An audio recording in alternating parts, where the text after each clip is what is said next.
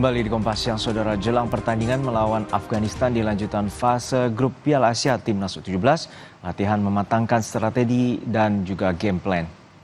Kemenangan Timnas U17 atas Yaman mengunci posisi Garuda Muda di puncak klasemen grup C Piala Asia, sekaligus membawa Timnas Garuda Muda ke Piala Dunia U17.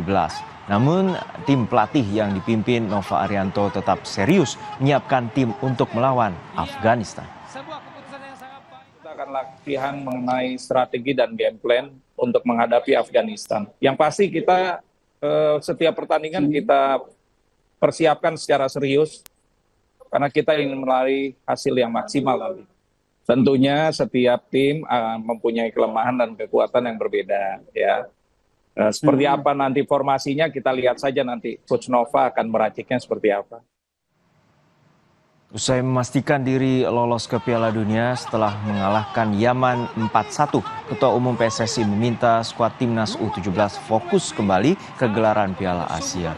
Sebagai juara grup C, Garuda Muda akan melawan runner-up grup D yang bersaing ketat antara Tajikistan, Korea Utara, Iran, atau Oman. Di akun Instagram pribadinya, Ketua Umum PSSI Erick Thohir menuliskan perjuangan masih berlanjut dan Timnas U17 harus kembali fokus ke pertandingan berikutnya. Semangat Garuda Muda! Kendati belum diketahui siapa calon lawan Timnas U17 di babak 8 besar Piala Asia, namun tiket untuk pertandingan Timnas Garuda Muda di perempat final sudah ludes terjual. Supporter Timnas di Arab Saudi bertekad walaupun tidak dapat tiket, mereka akan tetap datang dan mendukung dari luar stadion.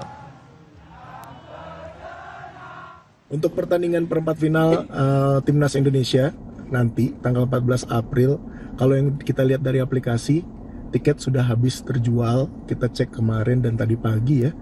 Memang untuk per-8 final pertandingannya akan di stadion yang lebih kecil dan sekarang lagi mengecek atau apakah ada teman-teman dari Garuda Saudi yang sudah dapat tiket, belum dapat konfirmasi. Kita masih tanya satu persatu. Kalaupun nanti misalkan teman-teman Garuda Saudi tidak bisa datang ke stadion, ya nanti kita mungkin akan tetap mendukung dari luar stadion. Setelah jeda, Saudara, kecelakaan antara bus dengan mobil yang disebut membawa rombongan umroh terjadi di Jalan Raya Gresik, Lamongan, tepatnya di kawasan Kecamatan Dukuk Sampean, Gresik, Jawa Timur. 7 orang meninggal akibat kecelakaan ini.